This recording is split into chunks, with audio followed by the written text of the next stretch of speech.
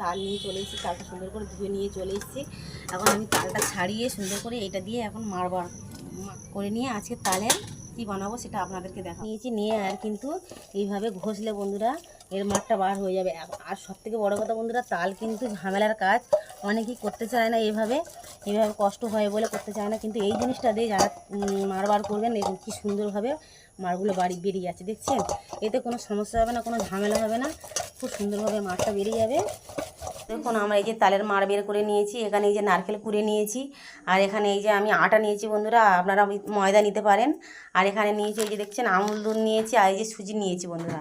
আমার এই মাঠটার মধ্যে যেভাবে লাগবে সেইভাবে নেব, আর চিনি দেবো বন্ধুরা। চিনি আমি নিয়ে চলে এসেছি, তা আমার যেই পরিমাণ লাগবে বন্ধুরা আমরা সেইভাবে নেব। আপনারা আপনাদের যেমন লাগবে তেমনই নেবেন, নিয়ে ব্যাটারটা বানিয়ে নেবেন।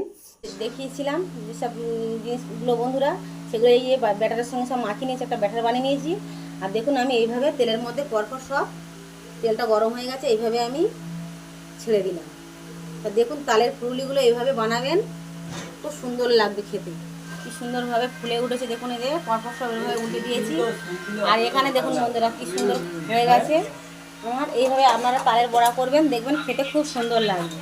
আমার এই যে এইভাবে আমি পরপর সব বানিয়ে নেব। দেখুন কি সুন্দর হয়েছে ফুলুলিগুলো, দেখুন আমি গরম গরম তো বানিয়েছি। এই দেখুন বন্ধুরা কি সুন্দর ভিতরে হয়েছে, দেখুন বন্ধুরা প্রত্যেকটা কি সুন্দর, আর কি দারুণ টেস্ট হয়েছে। আপনারা এইভাবে বানাবেন, খেতে খুব সুন্দর লাগবে বন্ধুরা।